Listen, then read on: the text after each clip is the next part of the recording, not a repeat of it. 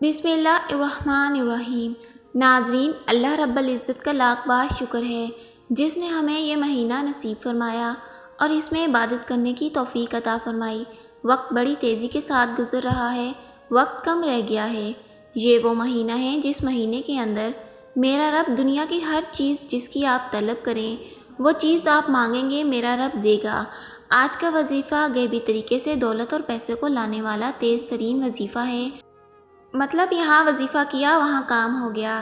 ناظرین، انسان پر جو مصیبت آتی ہے، چاہے بیماری کی صورت میں ہو، چاہے ذہنی یا روحانی اذیت کی شکل میں ہو، چاہے کاروباری پریشانی ہو، خاندانی لڑائی جھگڑے یا دکھ اور صدمہ ہو، ہر قسم کی مصیبت اور اس کے گناہوں کی وجہ سے آتی ہے۔ اس لیے فوراً سچی توبہ کرتے ہوئے اللہ تعالیٰ سے معافی مانگنی چاہیے، کیونکہ اللہ تعالیٰ توبہ کرنے والوں سے محبت کرتا ہے اور اس کی پریشانی کو، مصیبتوں کو ازالہ کر کے اسے خوشحال بنا دیتا ہے۔ انسان کی گناہوں اور غلطیوں کی جانب رغبت کا میلان موجود ہے۔ انسان میں نفس امارہ ہر لمحہ اپنے گناہوں میں مبتلا کرنے کی کوشش کرتا رہتا ہے۔ جس میں سلیم الفطر انسان کسی غلطی، گناہ یا کام کا اعتراف کرتا ہے تو وہ یہ جان رہا ہوتا ہے کہ وہ یہ غلط کام یا ظلم و زیادتی اور فسق و فجور کر رہا ہے، رسول اللہ صلی اللہ علیہ وسلم کے طریقے کے مخالف کر رہا ہے اور اللہ کے فرامین سے بغاوت کر کے اس کے قہر و غضب کو دعوت دے رہا ہے۔ یوں وہ اپنی دنیا و آخرت دونوں تباہ و برباد کر رہا ہے، لیکن اس کے ساتھ شیطان کے وار خواہشات کا غلبہ، گناہوں کی عارضیت، لذت دنیا کی چکوچند، چھوٹی اور کھوکھلی عزت کا نشہ اس کو گناہ کے ارتکاب کی طرف لے جاتا ہے۔ گناہ کے ارتکاب کے وقت جب بھی اس کا ضمیر گناہوں کو چھوڑنے کا کہتا ہے تو وہ یہ کہہ کر ضمیر کو خاموش کروا دیتا ہے، ابھی بہت عمر پڑی ہے، عنقریب توبہ کر لوں گا، اور اسی طرح امیدوں اور خیالات سے دل کو بہراتے رہتا ہے اور گناہوں کی گہری دلدل میں دھنستا چلا جاتا ہے۔ در حقیقت گناہ انسان کے حق میں نہایت خطرناک ہیں، اس سے دنیا اور آخرت دونوں برباد ہو جاتے ہیں اور گناہ کا اثر جسم میں زہر کی طرح سرایت کر جاتا ہے۔ حضرت آدم علیہ السلام کو جنت سے نکلنے اور ابلیس کے معلوم ہونے کی وجہ بھی یہی ہے، گناہوں کی نحوست تھی۔ قوم نوح اور اس سمود کو بھی گناہوں کی وجہ سے عذاب سے دوچار کیا گیا۔ گناہوں کے بے شمار اور برے اثرات، نقصانات ہیں، جن میں سے چند درج ذیل ہیں۔ علم نور الہی اور گناہوں کے ارتکاب کی وجہ سے انسان علم سے محروم ہو جاتا ہے۔ امام شافعی فرماتے ہیں، میں نے اپنے استاد سے کمزور حادثہ کی شکایت کی تو مجھے انہوں نے اپنے گناہ چھوڑنے کی نصیحت فرمائی، اور آپ نے یہ بتایا کہ علم ایک نور ہے اور اللہ کا نور ہر کسی کو نہیں دیا جاتا۔ گناہوں کا ایک ایسا بھی ہوتا ہے کہ انسان کی روزی اور رزق میں تنگی آ جاتی ہے۔ حصول رزق کی فراخی معاش کے لیے تر گناہ سے بہتر ہے کوئی چیز نہیں۔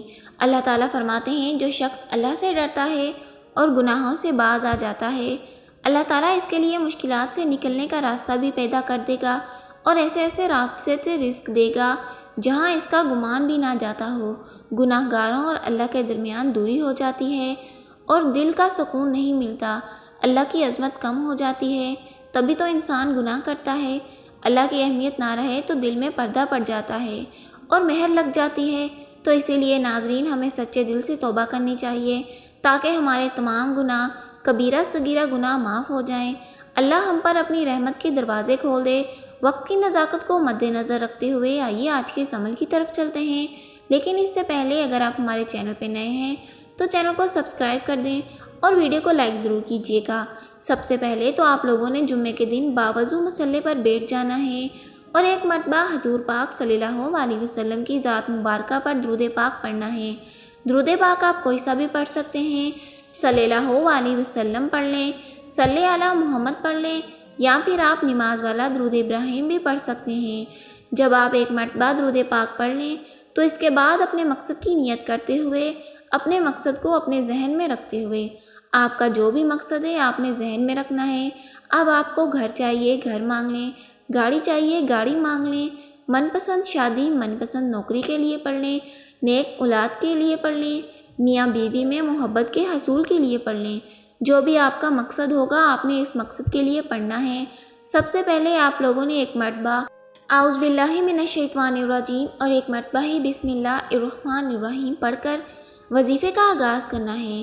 اور آج کا یہ جو عمل ہے یہ بہت ہی آسان سا وظیفہ ہے، اتنا آسان ہے کہ کوئی چھوٹا بچہ بھی آرام سے کر سکتا ہے۔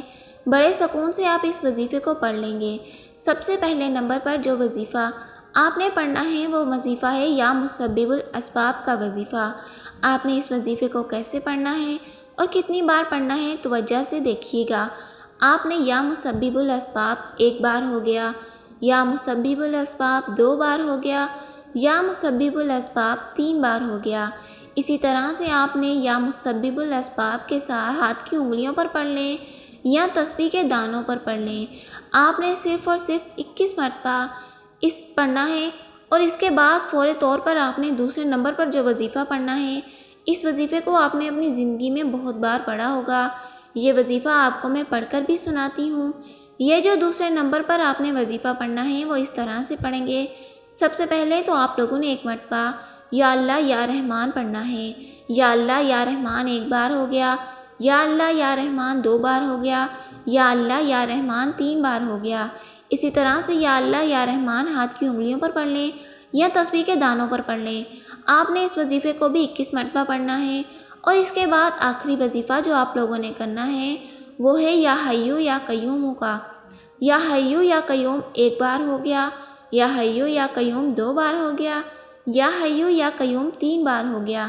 اسی طرح سے یا حیو یا قیوم کو آپ نے ہاتھ کی انگلیوں پر پڑھ لیں۔ اگر آپ کے پاس تسبیح موجود ہے تو آپ تسبیح کے دانوں پر پڑھ لیں۔ 21 مرتبہ ہی یا حیو یا قیوم پڑھنا ہے۔ ہر چیز اپنے ذہن میں بٹھا کر بیٹھ جائیے۔ آپ نے یہ وظیفہ کیسے پڑھنا ہے اور کتنی بار پڑھنا ہے۔ یا حیو یا قیوم پڑھنے کے بعد آپ لوگوں نے سورہ کوثر پڑھنی ہے۔ سورہ کوثر آپ لوگوں نے 33 مرتبہ پڑھنی ہے۔ جب آپ سورہ کوثر کو پڑھ لیں تو پھر آخر میں وہی درود پاک پڑھیے گا جو آپ نے وظیفہ شروع کرنے کے پہلے پڑھا تھا، اور جتنی تعداد میں پڑھا تھا آپ نے اتنا ہی پڑھنا ہے۔ اب آپ کا وظیفہ مکمل ہو گیا۔ آپ نے اللہ تعالیٰ کی بارگاہ میں ہاتھ اٹھا کر رو رو کر گڑ گڑا کر دعا کرنی ہے۔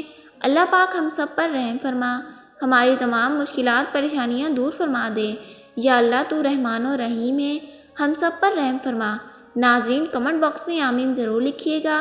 رب کریم میرا سنانا اور آپ کا سننا اپنی بارگاہ الہی میں قبول فرمائے، آمین۔ اللہ حافظ۔